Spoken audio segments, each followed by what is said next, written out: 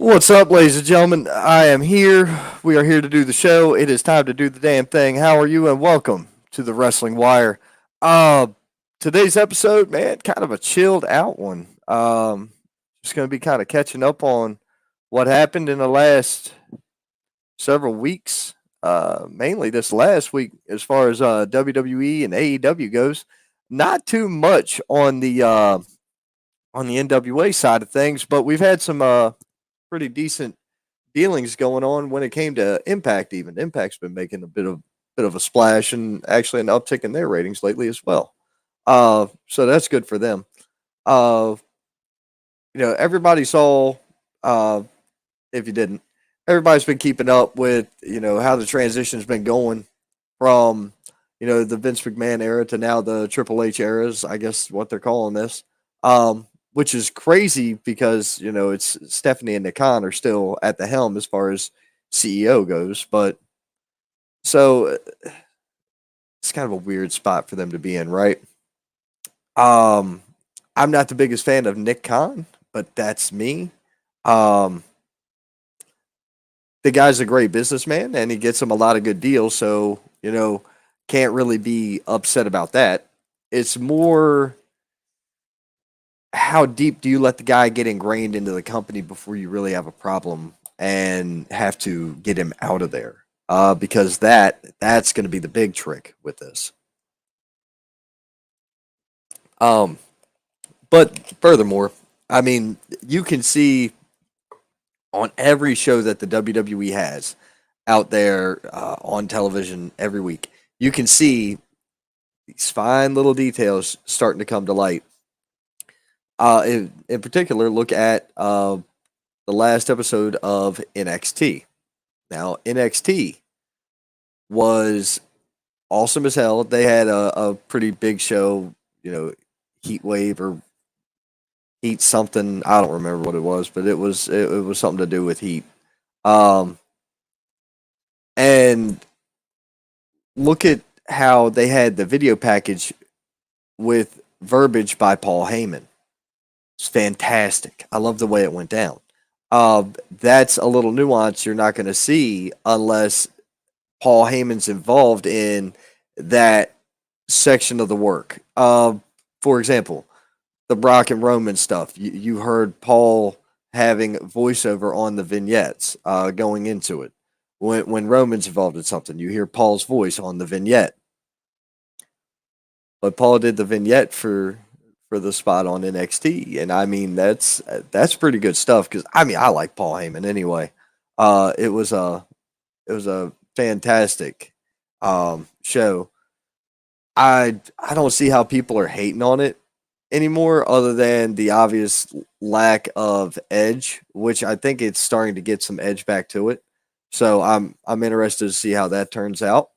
Um, but either way, we could talk about Monday Night Raw, man. Monday Night Raw was just a wild show from start to finish.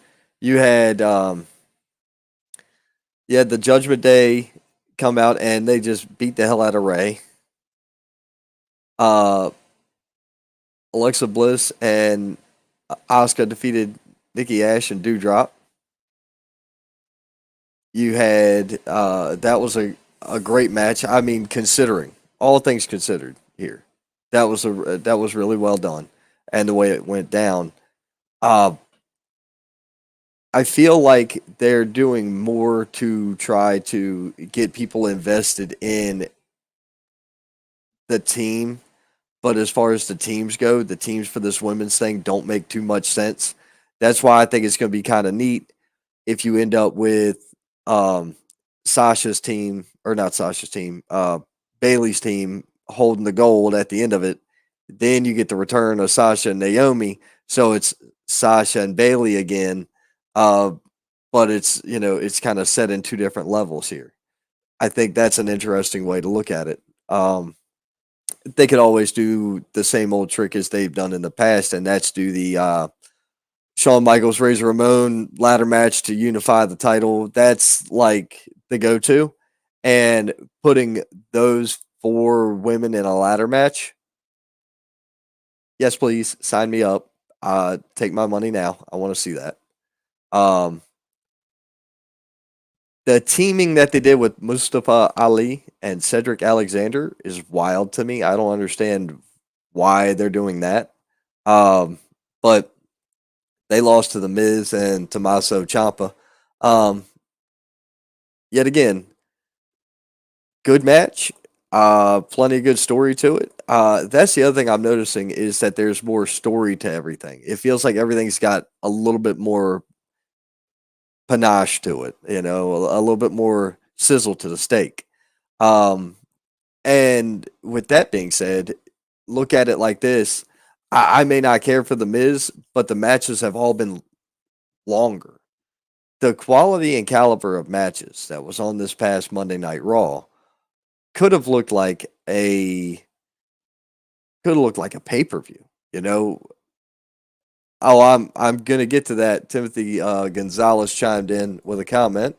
He said Drew versus Kevin Owens was an amazing match. It was. I'll be getting to it shortly. Don't you fret, mon frere. Uh don't you fret, my friend. Whatever. Just that way you got it. I'm talking, and we'll get to that one in a very short order. Um, the fact that Drew McIntyre won that by DQ kept KO strong. It made him look good without taking a pinfall or submission. So that's kind of where you gotta get over without going over. That's case in point of how it's done right there. Um, Either way, it was a good piece of business. Let's see here. That was a badass match, and it also had a good amount of time dedicated to it. So with it having that much time allotted for it to end in a DQ finish, nobody was expecting that because of how much time was invested into the match. When you have a long, drawn out show, right? And a long, drawn out match, because Raw's 3 hours. It's a long ass show, right? You got to keep everybody invested in it for that long a time. Kevin Nash was on his Click This podcast, and he made the remark of it's like watching the Titanic, in a sitting. It's painful. Sometimes he's right. Sometimes he's wrong. Here in the last couple weeks, he's wrong about that. I agree. 3 hours is still a bit too much. Um, could you do a third hour on a different night, or could you do another show on another night? Pardon me. It's been a long one. Been a long weekend, guys. So pardon that. But you could do a whole nother show. I'm not saying bring back ECW or whatever, but you could do something. You could utilize Saturday Night Main Event. You could utilize Saturday Superstars or Sunday Superstars or some other shit. They could do a Thursday night Thunderstorm. I don't know. Anything different, or Thursday night Explosion, Thursday night TNT. I don't know. Make up something funny that would be like a playoff of AEW, so the AEW stands would whine and cry about that. Um, but don't worry about that either, because I got something for the WWE stands eventually as well. Um, oh, here we go. Phenomenal question. Rebecca Connors has chimed in. What is your opinion of NXT UK being shut down and wrestlers let go? Now they're making NXT Europe. Will they take some of those UK ones back? Ideally, that's you brought that up, and I made a remark about that to a friend of mine earlier this week. I said to him, I was like, what if they're releasing them from the NXT UK contract so they can put them under a new contract with NXT Europe? They're going to broaden it. They're going to make it a much bigger thing and a much bigger deal. So you don't want it to be just NXT UK anymore. You want it to encompass Europe. So they were already doing more than just the UK, but now they're trying to make it on a larger scale. A couple of the notable names I was bothered by, Mark Andrews, Mark Andrews, yeah, Mandrews, yeah, him, that guy. I'm not okay with him not being there. Flash Morgan Webster, I like. I wish he was still around. Trent Seven, a big fan of Trent Seven. Uh, Zaya Brookside, big fan of hers and her father's, Robbie. Um, there was a laundry list of names that laundry list, maybe 7 to 10 names out of the whole huge page that I actually was like, that's they should bring them back in. But you know, I'm not in the business like that. I don't. That's way above my pay grade. You know, you're talking a mountain versus a molehill. Uh, it's ridiculous. The level of involvement I have versus what they're dealing with is insane. Um, but overall, I feel like that's what's going to happen. Shutting down NXT UK and then reformulating the way that they're going to do that because they're going to do NXT UK, NXT or Europe, Asia, and whatever. By them doing it that way, you're essentially going to have more. They could even do NXT like East Coast and West Coast here in the States because, you know, not everybody in Cali is going to be willing to travel back and forth to Florida or relocate to Florida to go to NXT. So you can look at it the way I'm looking at it is NXT Europe is going to be a place where people from the independents in that area, all over it, will have a way up the ladder and up the ladder and out and then into our daily television sets. The Mondays, the Fridays, the Tuesdays, they'll get more exposure with that. And if they can't, they're still going to get that exposure and be able to be seen more. Because you got to figure the Peacock network is going to carry, or WWE network, whichever one you want to call it, depending upon where you are in the world, it's also called a different thing. But they're going to have independent shows for each of them, like they already did. The NXT UK was great. That was one of my favorite things to watch before COVID. Um, I haven't watched since the COVID era, so there's that. And I kind of figured, look at independents even nearby you, and you'll see the same thing happen. COVID happened, and it took out countless other entities, whether they were independents or pretty strong independents or even regional promotions. Um, you get some promotions even here in the Mid Atlantic, right? So some of them are held in a higher regard than others. Uh, you pretty much go from some of these indie circuits right around my area to one or two of the bigger shows that do pay-per-views or they're involved or they've got TV deals but they're not like mainstream TV deals. Then they go from there to either AEW Dark or they go to NXT or Dark Elevation or whatever. They go to that next level. They're basically being prepared for TV because all their stuff's already being broadcast and put out there and this, that, and the third. So there's that, and that's cool. Um, I don't know how well it's going to translate in those areas. It's going to be a double edged sword. You're going to have people like me who are like, oh man, it's great. We're getting to see talent from other areas that we don't know or we would normally get to see. However, controversially, in those areas where it's going to affect those areas and their markets, because you have these indies that have got like their top guys. Well, three of their top guys are leaving on all the indie shows. So now all your shows just took a drop in quality because your top guys just left.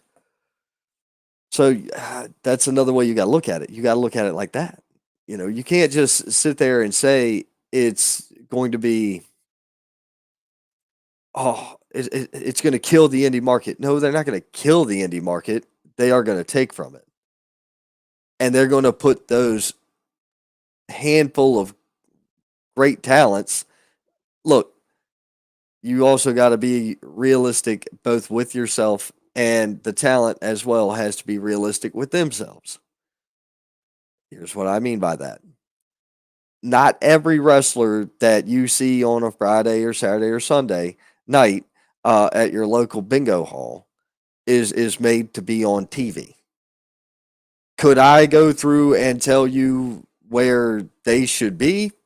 Probably. I could probably do that, but that's not my job. So I don't. Now, when I have a conversation one on one with a talent, do I let them know what I think? Yeah, I do. Predominantly, I only do that if they ask me. I don't do that just because I'm a somebody. I'm a nobody. I don't do that. What I do is hey, nice match, thank you. I appreciate your work and the effort. I loved it. And somebody else will ask me, or they'll ask me, and then they get my answer. That's how it goes. That's how it goes for me, at least. Um, it's not to say that I know all the ins and outs. Everybody don't know the ins and outs. Nobody knows anything. If you want to be logical about it, everybody takes and throws a million knives at a wall, and they go with what sticks. Everything else falls to the floor, and it was wasted money. That's how this business works. It's a variety show, so everything hits differently for different people. Um, my little girl freaks out more when the ladies wrestle. I enjoy more of watching, big dudes beat the brakes off each other. Yeah, I'm more into that than I am the flippy shit, which my son is more entertained by. And my wife's just kind of like, yeah, okay. She just kind of cheers whoever she wants to cheer and calls it a day. She doesn't give a shit whether they're a good guy or bad guy. She's going to cheer whoever she wants to cheer. It's funny. Um, see here, Rebecca, another good comment here. Think they need to do something different with Tommaso Ciampa. It just seems an odd fit with The Miz. Granted, Ciampa prone to injuries, but use him better. Another of the talent still needs training on the microphone and have the flow of their matches go better with less mess up that everyone can notice. Well, yeah. All right. So those were two separate points.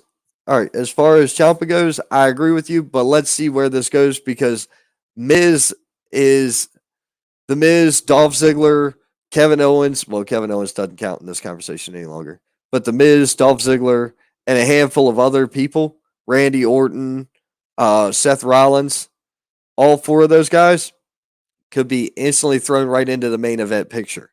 So him being with Miz and him whipping Miz's ass puts him in that category too.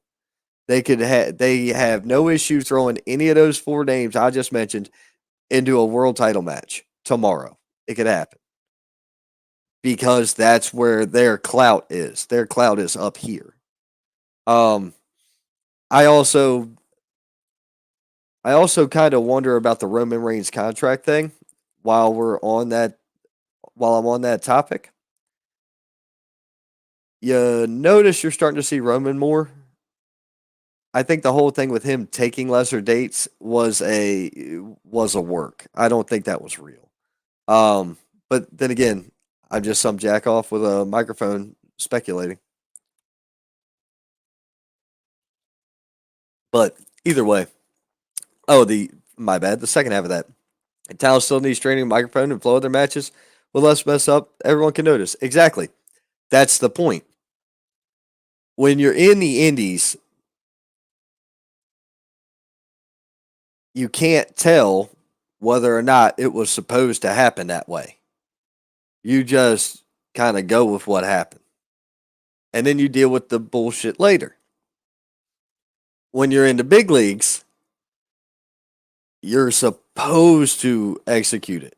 I believe Bully Ray said it the best when he said going up to Monday Night Raw is basically you have a gun to your head. It's time to perform. Off to the races you go. You don't get that. There's not that much of a learning curve, when you get to TV. Now, does AEW do that? I'm sure they do. I don't know. I don't. I can't dissect it enough to tell if that's what they do because most of it all looks the same.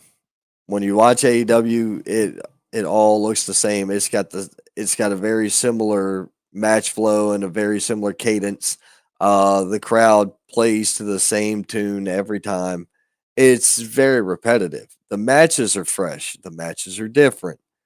But as far as the cadence of the match, they don't feel all that much different to me. Um, let's see here. We're still talking about Monday Night Raw, and we are 22 minutes into this thing. Hot damn! But after we had the match, we were just discussing the match with KO and Drew McIntyre. You know, a returning Riddle kind of slides in there and gets the best of Seth Rollins.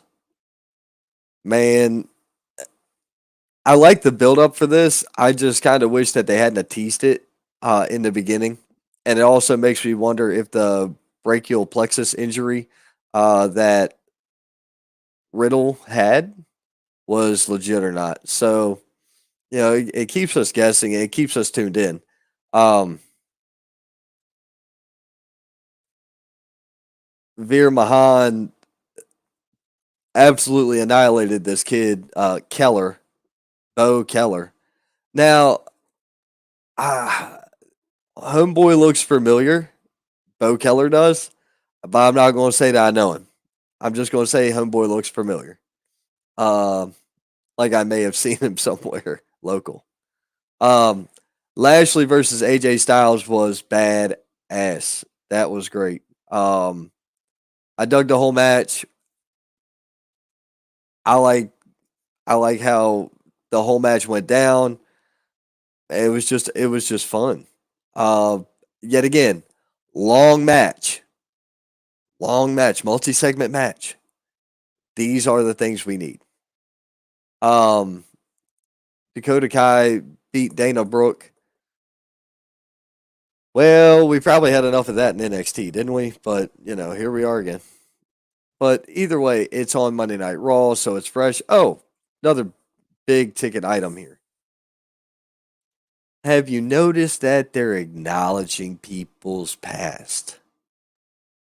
Multi-time champions from NXT and all this adulation for what they've done before. They may not mention other companies. Which is fine.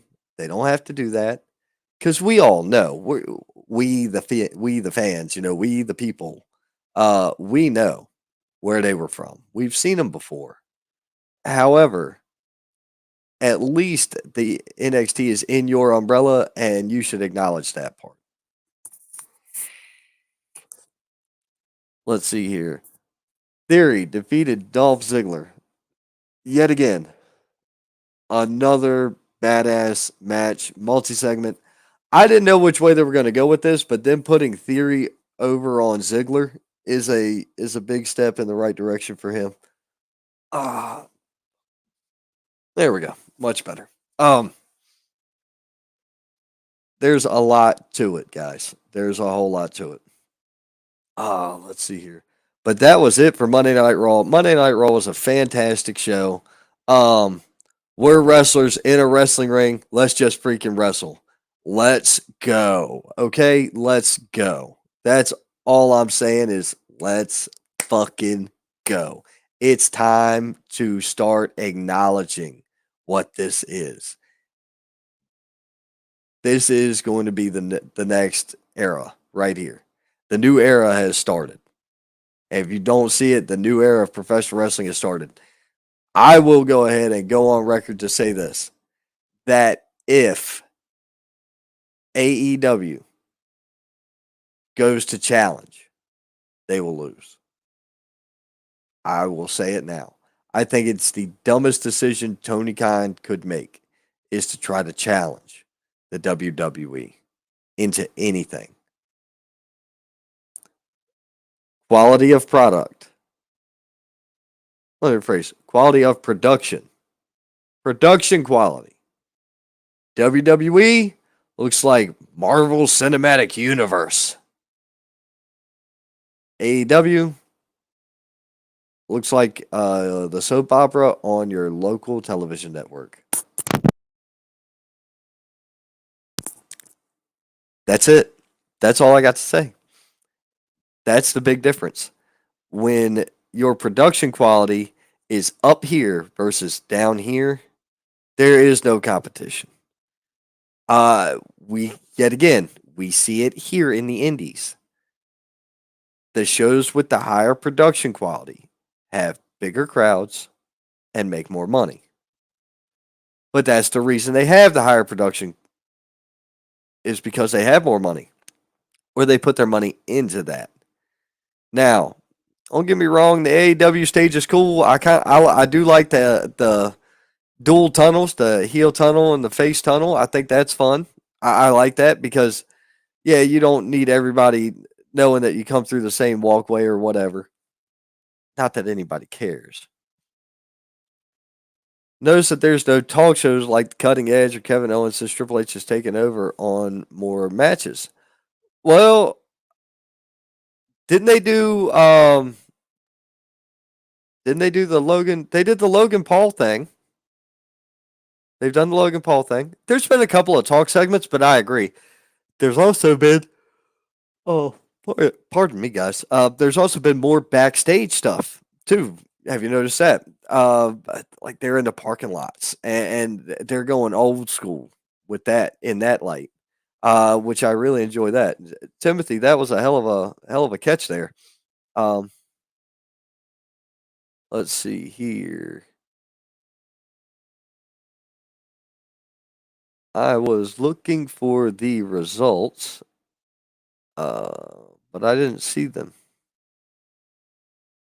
What I thought was cool was I was looking for the results because I didn't write anything down and I can't remember anything. I know what happened. I remember enjoying it. Um, Carmelo Hayes versus Giovanni Vinci. Look, I get it, and Carmelo Hayes is a freaking star, so I think he's going to be awesome. Uh, Giovanni, realistically, should be in or should be on the main roster with Gunther and Ludwig already. Um, now they got him taking a different, a different path, but they could they could still do something with that. Let's see. Then you had Gallus attack the Diamond Mine. That was badass. Uh, I was a huge fan of Gallus. I always thought that they did great in ring work. Their promos were nice. It was just a lot of good stuff to it. Um, I can't wait to see. That's going to be a slugfest right there. Cora Jade defeated Roxanne Perez. Uh, I get it because the build is still going for Roxanne versus Mandy, I guess, is the next level for that. Or they're going to go back to that now that Roxanne was screwed by Cora. Uh, Cora's going to get her comeuppance against, or Roxanne's going to get her comeuppance against Cora and then re challenge for the title. So, I look for this to go probably another month or so. And then we'll break off into the next segment for where it's heading. Um, Either way, yeah, it was called NXT Heat Wave. How about that? Tony D defeated Santos Escobar. This match was badass. Um, I did not expect Santos to lose because I don't believe. Well, I don't know. I don't believe you're going to see them pull the whole group up. I don't see that. Escobar's family or whatever. I don't see that coming up together. But if you do, you got 3-on-4 because they'll go up against Hit Row. That would kind of make sense. Um, I at least got to mute myself before I cough. Damn. Um, yeah, little under the weather. Temperature change, allergy shift. Yeah, so if you hear it, my bad, y'all. Um, Mandy Rose defeated Zoe Stark. That was a badass matchup. Um, I really thought they were going to give it to Zoe, but I just don't know if they're going to move her to the main roster yet or not. I don't know which direction they're trying to lead with her yet. I haven't quite figured it out. Um, hopefully she does. I hope she deserves. I mean, I know she deserves it. I saw her perform here years ago. But either way, she's a badass worker. Then the main event for that was Braun Breaker defeating JD McDonough.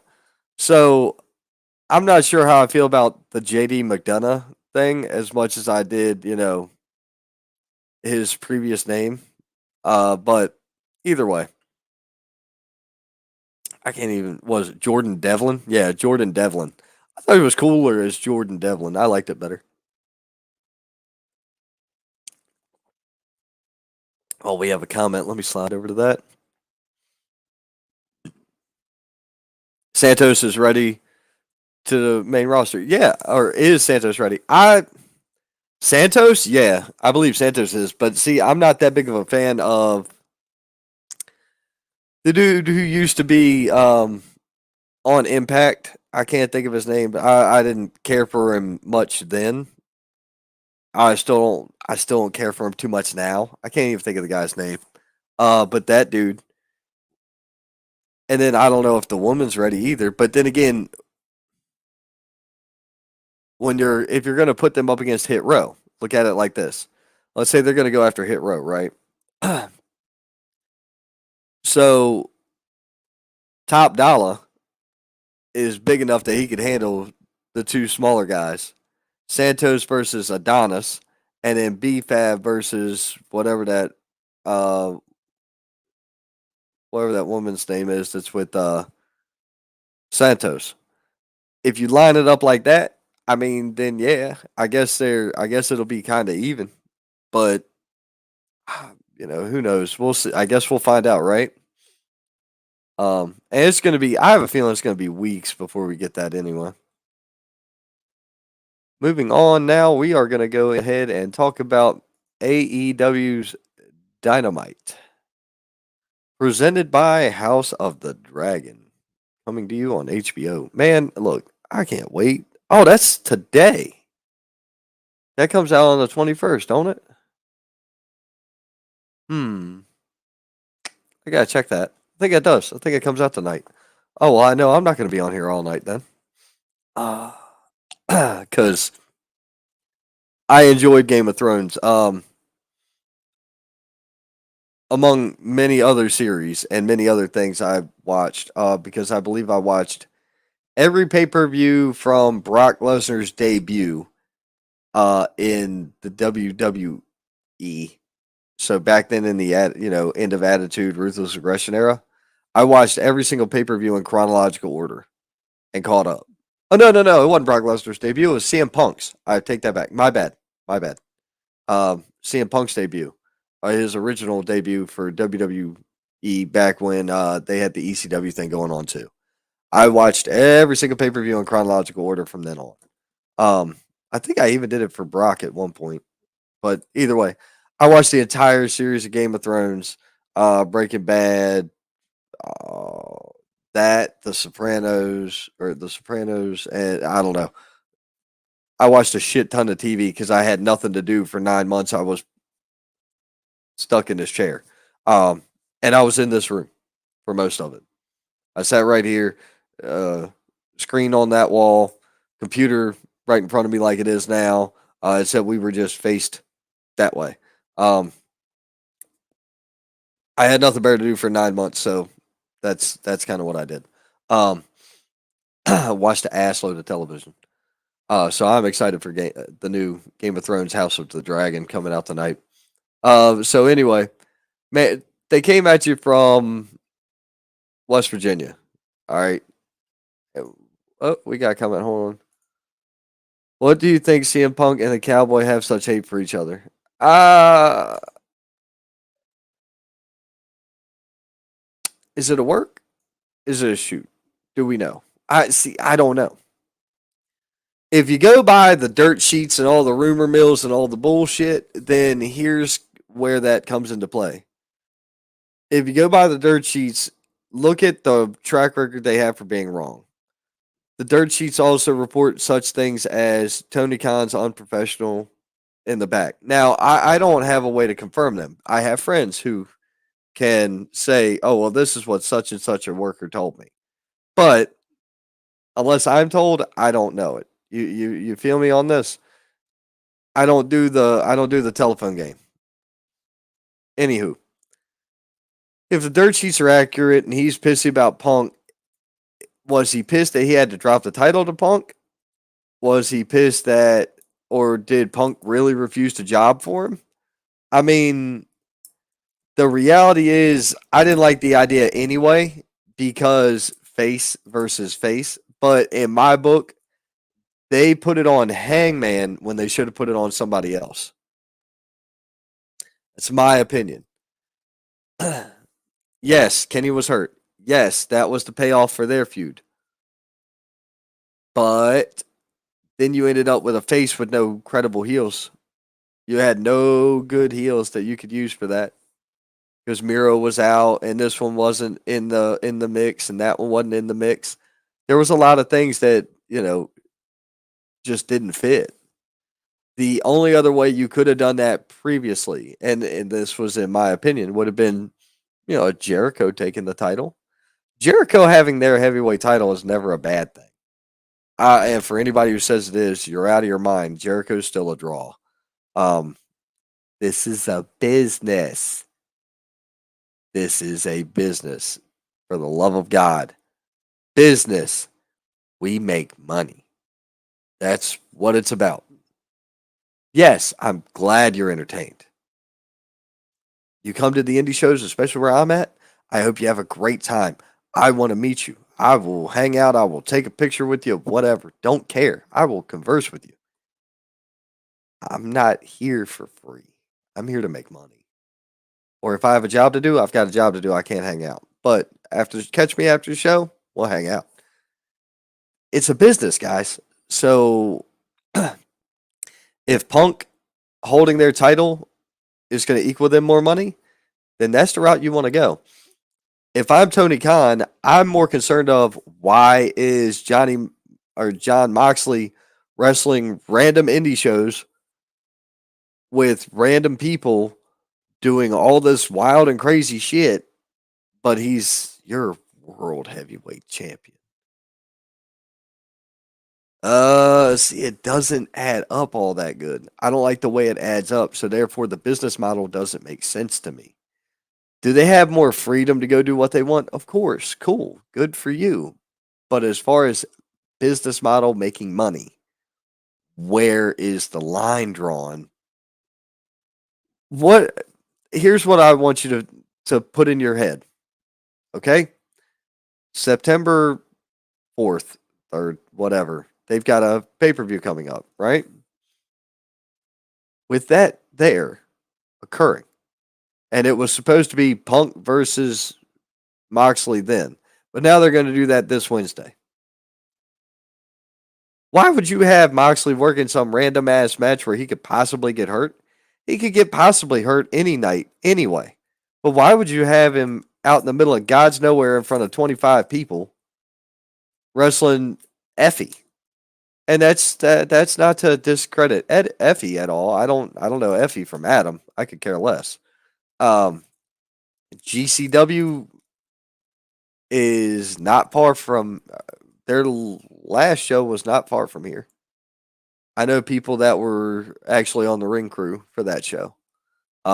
So keep your opinions to yourself. If you think I'm downplaying it, I'm not. Anything that has a niche market out there, go make your money, boo boo. I don't care. They got little people wrestling. It's huge as shit. It's right there in Tennessee. You know what else is big in Tennessee? School of Morton. Jerry Lawler is big in Tennessee. So is Jeff Jarrett. Niche markets. You got certain markets. You play to your market. Either way, I digress. Why would you risk your champion being hurt on some random indie show? I don't like the business model, so therefore I don't like it. It kind of throws the whole show off to me. It makes me feel like they want to be the territory days of Big Show. They want to be the next show where, oh yeah, we always use talent wherever we are, and we put them on the TV, and we try to help everybody. You can't help everybody. We as a people, a society, a business, we have to realize that we can't help everyone. I can't work for everybody, so therefore I can't help everyone. That's easy. There's not enough time in a day to handle everything. I think that Tony Khan is spread too thin. How the hell can you manage the Jacksonville Jaguars, who aren't they still on a losing streak? I don't know. Then you got some soccer club thing, FC club, F club, FC. I don't know, whatever that is. He's got that shit. I don't know anything about it. Then he's got this. And he bought Ring of Honor, kind of, somehow. Something contract might be bad. Anyway, you got all those details. You need an independent writer for each, and I believe, me personally, I believe Ring of Honor and Rampage need to run together on the same night on TV. One after the other. Instead of injecting Ring of Honor into Wednesday and Friday to try to get a pop in your ratings for their little segments, screw that. Give them a show. Give them an hour. Just them. If you want to, and the reason I say this, guys, is because I have a lot of friends who've been to a lot of the shows, the Dynamites and the whatevers. The main complaint I hear out of all this is how long it is. It's you get there at like 6 o'clock and you're not leaving till midnight or whatever. Dude, that's a long day. When you're recording dark and you're recording dark elevation and then you're doing live Rampage and then you're doing or you're doing a live Dynamite and then you're recording Rampage for Friday. And then now you're sprinkling in Ring of Honor shit and all this. No, dude. Just segregate your worlds. Put this track over here, put this track over there, and this track over there, and let them all do what they're going to do. If you need, and once again, I get why they're doing it. Dynamite itself draws a pretty decent crowd, right? So instead of making people have to buy another ticket to go see Rampage, wait, why would you want to buy another ticket to go see another show? Remember that business thing I was telling about? That's what I'm talking about. You could look at it like that. I don't like it. I don't like the business model, so therefore it gimps the show for me. It does, like I said, the production quality doesn't help, but either way. If the rumors are true about HBO with AEW, I am all about it because I think it's a great thing for HBO. It's going to show HBO where they want to move into because HBO Max, in my estimation, would make a killing off of the resurgence of boxing. Showtime, their app needs to get on board with doing live pay-per-view boxing. So in other words, you can get Showtime, yeah, or you can buy the pay-per-view. But if you buy the app that you pay for monthly, whenever they do a pay-per-view, you get it. somebody needs to get on that with. I mean, what do you got? The ESPN Plus thing with the UFC.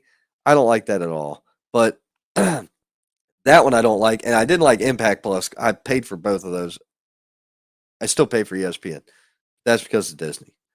But when it comes to the Impact Plus app, I did not like that at all. I did not enjoy the app. I thought it was a piece of shit. Dude, Timothy Gonzalez, thank you, man. I appreciate that. So do me a favor, holler at Tony, and you let him know that I said it, and then we'll go from there. Look, I'll even give you a percentage as a kickback. Promise. Um, nah, dude, that's just how I'm built, man. If I have ideas, I'm gonna say them, and then sometimes my ideas actually end up happening. It's kind of weird, but it's okay. I'm all about it. I just like the business. I just love this. If you've never tuned into my show before, uh, you gonna want to be here, guys. By the way, Tuesday, I got a group, a faction coming to this thing on Tuesday. We're gonna do a live show just about them. We're gonna sit down, bullshit, hang out, talk. They're gonna do their thing, and I'm gonna tell you one thing: those guys are rough and ready. So I can't wait for that. Then Thursday night, I'm doing an indie based show where I'm talking about uh the whole next weekend I got coming up in professional wrestling indie shows, that an indie show I'll be working at. So tons of stuff to talk about, tons of stuff to go over. Um, I never thought of that, bro. There's a lot of things that people are like. It's such a simple idea. Why didn't I think of it? It's just occasionally you need a platform or you need somebody to talk to, and when you have somebody to converse with about things, you will end up listening to them, and then in reverberation, in a rebuttal, in a reply, you will actually come up with the next step, and that's how the building blocks of all this shit grow. It works on every level like that. Um, Either or. So then out comes CM Punk, right? CM Punk comes out. That's not cowboy shit. That's coward shit. Oh my god. Shots fired. I mean, third best. He's not gonna be the first Cena or the first John I've beaten in Chicago for a title. Uh, Eddie is the third best Eddie I've been in a ring with. I'm assuming he means Eddie Guerrero and Eddie Edwards. That's the only thing that makes sense. And for anybody who doesn't know, Eddie Edwards, I believe, was on Ring of Honor as well as Impact. Punk was in both. So there you have that.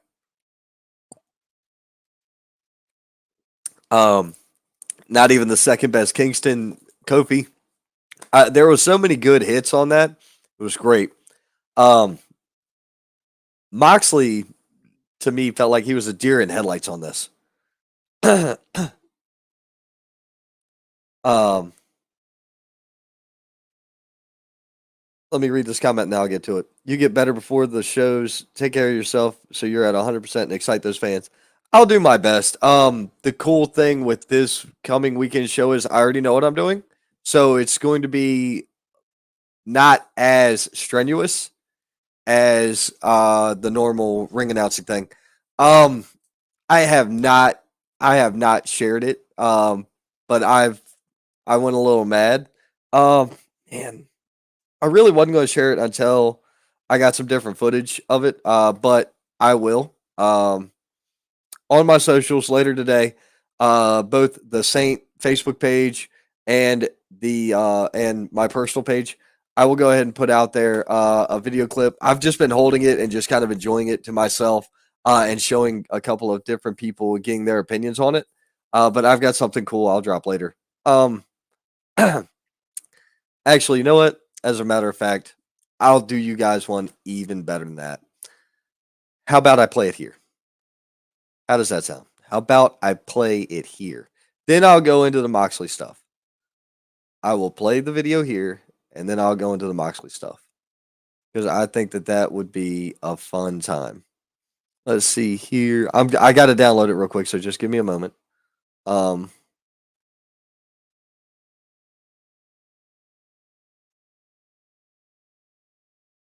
let's see here. Oh, that's the wrong button. I need to download video. Open the file. Oh, yeah, I don't want to do that. There we go. Give me just a moment, ladies and gentlemen. I will get you guys this video. I was not going to do this, but I will do it now.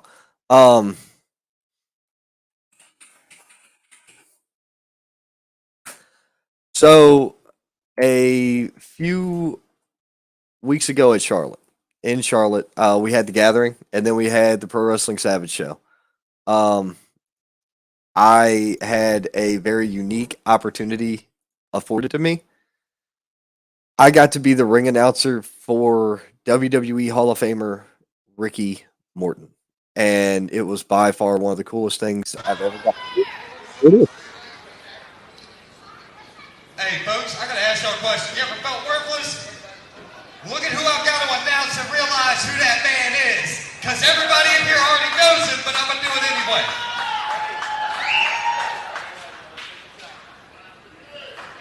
Introduce you first.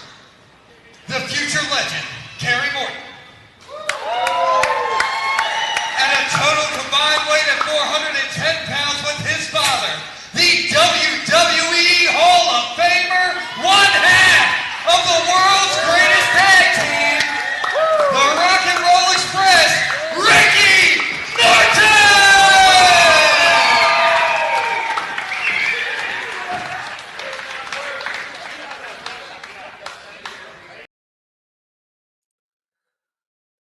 That was a shitload of fun. And if I've said it on multiple occasions, but that was one of those moments where I don't, if I never get to do it again, I got to do that. And for everybody who said, all the people who've hated on me for, oh, don't quit your day job. Bitch, look what I got to do. I don't care. Opinions are invalid to me. I don't worry about the opinions of others, apparently. But I thought that was awesome. Here we go. And Rebecca, thank you for the awesome remark. I appreciate that. I went to an AEW show back in March. Saw AEW Dark, Dynamite, Rampage. So exhausted. First match of Rampage started. I even told Majestic Marie a while back in her watch long, I would love to see Rampage move more live than taped. Oh, I agree. The other thing they could do, dude, they could do dark and dark elevation from the place down there in Florida, what Daly's place or whatever. They could do that just like NXT. You see what I'm saying? And then maybe maybe use a different venue every now and again. But for the most part, you're guaranteed to have a homegrown audience all the time. You never know who's going to show up on dark and dark elevation. So it'd be a win-win for them. They'd be able to do it all. They have all the gear already there. They've got everything there. It's like home base for them. That would be how I would do it. I would do it from there. And that way you don't have to worry about, trying to travel all these people and do all this stuff the same day. If they even split it up and did AEW Dynamite and Rampage all in one show, do the first half and then do Dynamite, then do Rampage and put Rampage on Friday. That would even work better. A nice 3-hour event.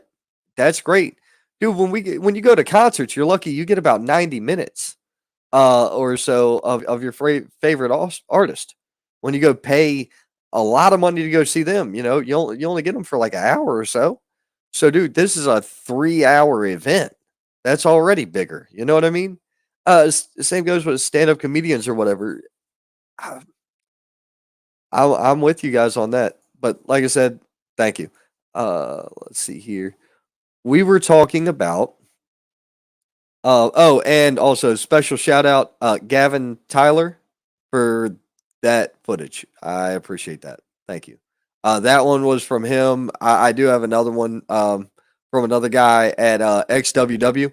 But that's just kind of how that was the one that I got first. So that's the one I've been sharing with people. When I get better footage of it, I will also use that. Speaking of XWW, go check out XWW. Look for the Roku app. Look for it on Facebook. Go check it out. The podcast, the live stream, everything I do, they have access to it.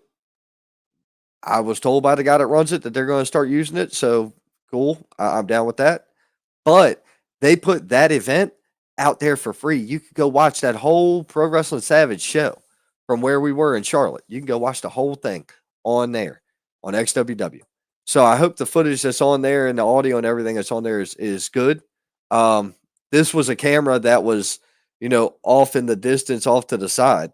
So I don't know if the hand cam footage is any different or not, but either way, go check out XWW online. I promise you won't be disappointed. Back to Moxley. The best you got was saying something about money. You could have gone about getting your ass whipped in the UFC. You could have gone on about quitting and running home when you're unhappy. You could have been about selling out your best friend. You could have been about all this other shit, but you're going to be about money.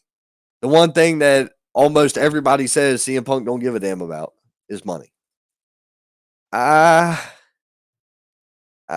don't get it. You had so many other roads to go down, and that was the hill you chose to die on. Give me a break, dude. I thought that was weak. I didn't like that at all. Tony Schiavone backstage with Powerhouse Hobbs. I mean, look here. That is a big dude. And he was on another podcast, another local podcast, actually. He was on with Scott Larson at Hashtag Truth years ago. As far as that one's going to go, man, I don't know. I'm hoping that's going to be a good, hoping that's going to turn out to be something decent. Match of the night, and probably one of the best matches I've seen in a while, was the American Dragon, Bryan Danielson versus the Jericho Appreciation Society, the Dragon Slayer, Daniel Garcia, with Ricky the Dragon Steamboat as the guest timekeeper. Dragon, Dragon, Dragon. They're promoting House of the Dragon. Oh my God. Was there a correlation there? Ray Charles could have seen that, and he's dead and blind. But it's okay, guys. It's okay if people didn't get it. That match was badass. It was really good. It was really good. And then you're starting to see cracks in the Jericho Appreciation Society. I feel like every time Jericho forms a group, it's just going to fall away to shit.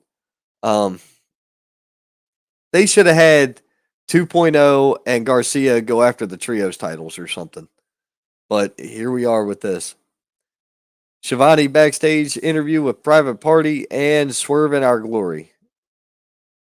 We all knew how that match was going to go, but either way. Let's see here. John Moxley hit Tony Nese and Mark Sterling from behind to get into the ring and started to call out Punk. That didn't go over real well in his favor, but here we are with that again. Let's see. Schiavone ended up talking to Jericho. Ricky the Dragon Steamboat interrupted Jericho, and then chopped. Who's that? Angelo Parker. I get it, but really, didn't need it. The Varsity Blondes, Griff Garrison and Brian Pillman Jr. versus the Gun Club, Austin and Colton Gunn with Billy. So the Gun Club ended up, after they won, they turned on their own father. Then the Acclaimed came out and saved Billy. Okay, weird storyline, but okay, we'll go with it. Jungle Boy comes out, Christian comes out, they get to talking. Thank God Jungle Boy knocked the shit out of him. Tony Storm versus Kylan King. I have no idea who Kylan King is. Good Lord, my phone was going off. So next thing you know, you have Tony come out, or you have Tony doing her thing in the ring, and Kylan King. It wasn't a bad match, but I'm not going to sit here and say that this was. You don't want to talk. I don't want to talk down about people. I really don't. For all the for all the adulation that's being sent towards Tony Storm, it's not looking like it. To me, it looks more lazy now than it did in the past. It looks like her work is a bit sloppier these days than it was. And that could just be me. I don't know. But it looks like I guess the trick with AEW is they're not training as often because they're not running as often. That's the only thing I can figure out is they're not running as often, so they're not training as much. It's the only thing that makes any logical sense to me. Um, the main event,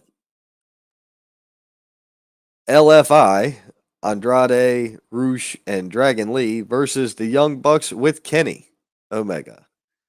The return of the Omega Man himself. That was cool. I guess it was weird to cheer the Young Bucks, but they got cheered by proxy, and they were put up against an actual heel team. So I guess now with the way that's done, they're all, I guess they're baby faces now. So okay, but it was just a. Did you notice the little slight interactions that the Young Bucks have had the last couple of weeks? It's been more down to earth and more civil. So therefore, you can kind of feel the face turn coming, or at least them not getting booed as hard. So, but that was that. We are going to skip Impact. I watched Impact. I remember absolutely none of it. I can't even pull it up because it wouldn't make any sense anyway. I'm not going to try to make hide nor hair out of something I don't remember. I sat there for 2 hours looking at the screen like, what am I watching? Impact has that ECW niche market. AEW has this weird new market that is WCW WCW-esque. So it's like the WCW loyals who still hate Vince McMahon and the WWF flock to AEW. Then you've got these new era fans, these super indie fans, and that's about it. But they're all fans and they all pay money, so they're all good in my boat. Um, Ronda Rousey starts the show by getting arrested. I don't know why anybody cares. I'm over it. I'm over Ronda. I'm beyond the whole thing with her. Let's do whatever super matches you're going to do with her. Give her the Brock Lesnar contract and be done with her. The fans don't even like her anymore. When the fans don't like her and nobody wants to see her anymore, you've milked that cash cow for all it was worth. The toxic attraction defeated Natalya and Sonya. This was a pretty good match. I am a big Gigi Dolan fan. I think she is phenomenal in the ring. And I'm not so much on Lacey Jane or Lacey JC or JC Jane or whatever that. I don't know. Not that big on her, but I am, as I said, a big fan of Gigi Dolan. Then, to be honest with you, Natalia is as good of a worker as anybody in the company, and yet again, always being utilized to bring up the next. So having Natalia and Sonya, I'm not even a big fan of Sonya, but having them in their role and having them in that role and being utilized for that purpose, that was good stuff. Let's see here. Hit Row comes out clears the ring of the maximum male models and performed a rap song. I could have done without the rap song because it wasn't all that good, but it wasn't the worst thing I've heard performed on a wrestling show. So we'll go with that. Uh, Sheamus wins the Fatal 5-Way for an Intercontinental title match at Clash of the Castle. Guys, pay attention because that's going to be a banger. I'm telling you what I know. um, Sheamus versus Gunther is going to be good shit. I can't wait for that match. Viking Raiders gave the New Day a Viking funeral. Did anybody catch Sarah Rowe on that video? Because if you didn't, sorry about your luck. But that's who that was, man. Liv Morgan defeated Shotzi. Liv needed that. Liv needed a nice singles win against a pretty tough and fierce competitor. Shotzi's a badass. There's no doubt about it. So I was happy to see that match unfold the way it did, and obviously the correct person got the W here. Drew McIntyre blasted Roman Reigns with the Claymore kick after they had a hell of an altercation. So Drew pulled double duty this week, man. He was on Raw and SmackDown. Good for him. It's got good signs. I am really excited for Clash at the Castle. The card is stacked. You've got the Collision Course coming up, which is at the finale of NXT UK. That's going to be good. You got All Out coming up. Man, there's a ton of good professional wrestling to be had on television, ladies and gentlemen. And finally, AEW Rampage. CM Punk comes back out. Calls, what the hell? That's not the thing. I asked for Rampage. Why did it give me this? Well, give me a moment and I'll get the correct form up. I was like, wait a minute, CM Punk. That was Wednesday. What is this?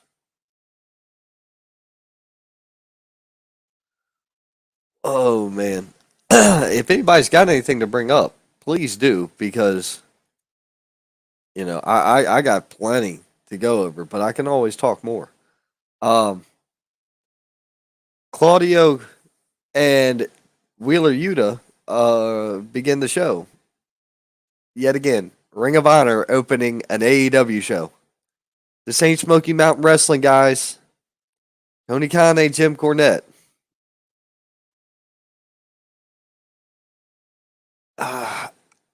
I'm not a fan of either one of them. Tony Khan's not that smart. Tony Khan's not as smart as Jim Cornette. I'll say that off Jump Street. But at least I hope that Tony Khan's smart enough to keep politics out of his business. Backstage politics and politics like left wing and right wing and center wing and the extreme wings and all that shit. Those are different politics, guys. If I want to watch a wrestling show, I want to watch a wrestling show to escape the reality of the bullshit that I have to deal with on a daily. If I want to watch politics, I'll go watch the news. If I want to discuss politics, I'll open up a political podcast and we'll call it a day there. I'm not doing that either. Do you know why? Because I'm smart enough to know that if I were to talk politics, I'd alienate half of my audience.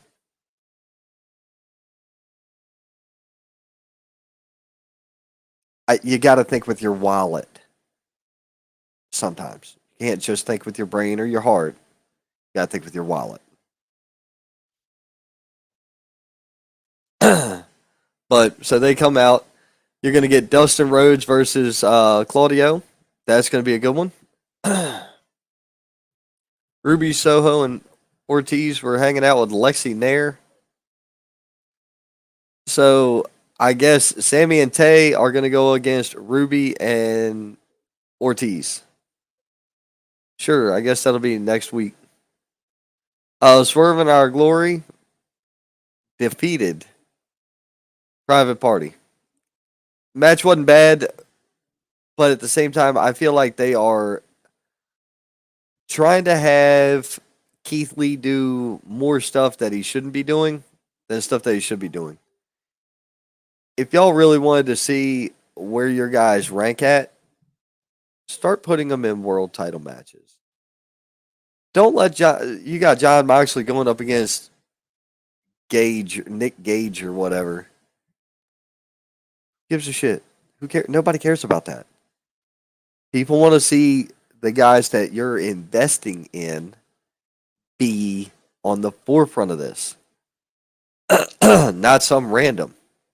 I get it. He won a battle royal or whatever. Who cares? You got to try to make it make sense. You got to make it make sense, and you got to give me something to believe in, something to invest in, as Scott would say. Hook beats the reality, Zach Clayton, in 10 seconds. Immediately. Like, that was it. Cool. Good for Luke, or good for Hook. I don't know what else he's going to do. Let's see. It seems like they're going to try to push Jericho Appreciation Society going up against Hook next.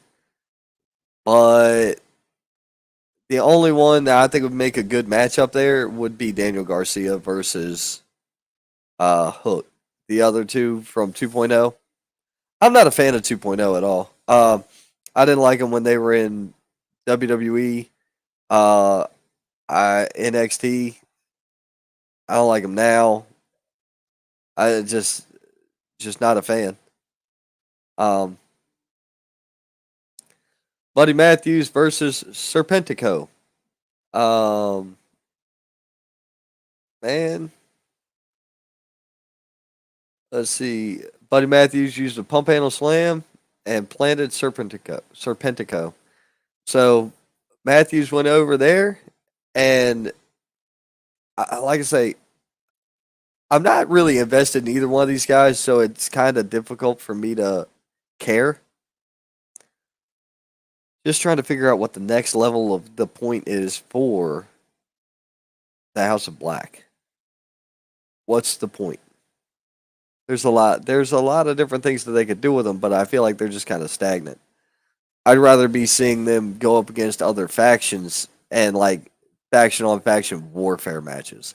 I think that's more interesting. At least with AEW, because they have 37 factions. So it would make more sense. Penelope Ford versus Athena. Athena still has an undefeated streak. She beat her. So yet again, not a bad match. Nothing to write home about. The cool thing here was after the match, Jade Cargill, who is developing nicely. She's doing well. She still has a long way to go.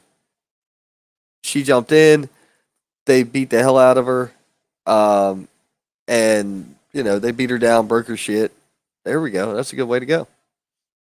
They're building that. They're building that up more, which is going to make it more fun when it finally, comes to a head.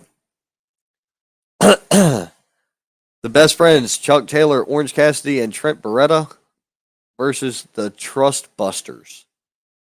Ari Daivari, Parker Boudreaux, and Slim J. I don't understand the Trust Busters faction at all. I don't get it. Like, I don't get what the point is. And I was very tired by the time that show ended too. Just like I'm very tired now. Let's see here. Normally, man, I try to be like hype and uppity and all that. I'm just kind of here, giving you my thoughts on what I saw. But